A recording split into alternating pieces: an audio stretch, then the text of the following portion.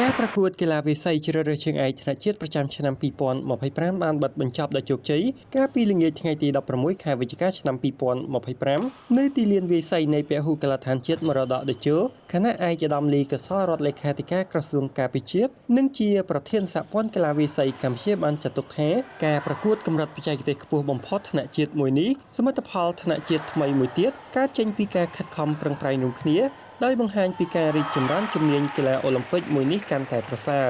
ឯកឧត្តមលីកសលបានមានប្រសាសន៍ថាព្រឹត្តិការណ៍ថ្នាក់ជាតិនេះត្រូវបានគណៈកម្មការទាំងអស់បានប្រុងប្រៀបទុកជាមុនក្នុងការរៀបចំការប្រកួតមានប្រជុំពិនិត្យវាយតម្លៃនិងរៀបចំទៅតាមមុខសញ្ញានីមួយៗដោយស្មារតីប្រុងប្រយ័ត្នខ្ពស់ហើយក៏បានចាប់ដំណើរការប្រកបដោយប្រសិទ្ធភាពរបាយការណ៍បានបញ្ជាក់ឲ្យឃើញថាក្រោយការប្រកួតគឺកីឡាករកីឡាការិនីមួយចំនួនបានទទួលបានជ័យលាភីតាមការរំពឹងទុកនេះក៏ដោយសារការខិតខំប្រឹងប្រែងបដិញ្ញាចិត្តរបស់កីឡាករកីឡាការិនីគ្រប់រូបដើម្បីដណ្ដើមយកជ័យជំនះគួបផ្សំនឹងការជួបជុំជំរុញបង្ហាត់បង្រៀនពីគ្រូបង្វឹកហើយនឹងការដឹកនាំផ្ទាល់ពីក្លឹបសមាគមនីមួយៗទៅតាមផែនការនិងទិសដៅដែលបានកំណត់ឯកឧត្តមបានកត់សម្គាល់បន្ថែមថាក្រោមការយកចិត្តទុកដាក់នឹងការទំនុកបម្រុងដល់វិស័យកីឡាវាយសីពីក្រសួងអប់រំយុវជននិងកីឡាព្រមទាំងថ្នាក់ដឹកនាំនៅតាមបណ្ដាក្លឹបកីឡាវាយសីដែលបានចូលរួមប្រកួតនៅទីនេះនិងការខិតខំបំពេញការងាររបស់មន្ត្រីសហព័ន្ធកីឡាវាយសីកម្ពុជាក៏ដូចជាគណៈកម្មការរៀបចំការប្រកួតទាំងមូលរួមទាំងចៅក្រមអាជ្ញាកណ្ដាលទាំងអស់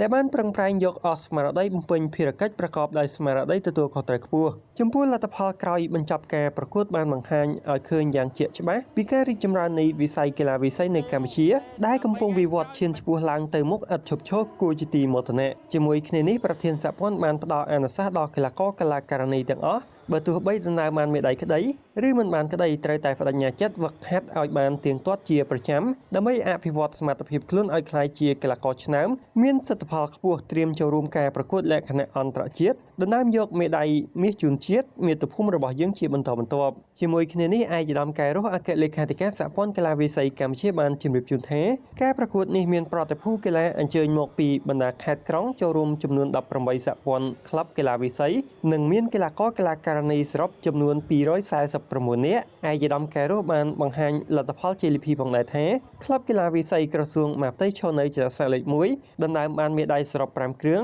មាស3ប្រាក់1និងសំរឹទ្ធ1គ្រឿងក្លឹបយុវជននគរបាលជាតិឈរនៅលេខ2ដណ្ដើមបានមេដាយសរុប3គ្រឿងមាស2និងប្រាក់1គ្រឿងក្លឹបក្រសួងសេដ្ឋកិច្ចនិងហិរញ្ញវត្ថុទទួលបានមេដាយមាស1គ្រឿងមេដាយប្រាក់3គ្រឿងនិងមេដាយសំរឹទ្ធ2គ្រឿងខណៈក្លឹបមួយចំនួនទៀតដណ្ដើមបានមេដាយនិងឈរនៅលេខរៀងជាបន្តបន្ទាប់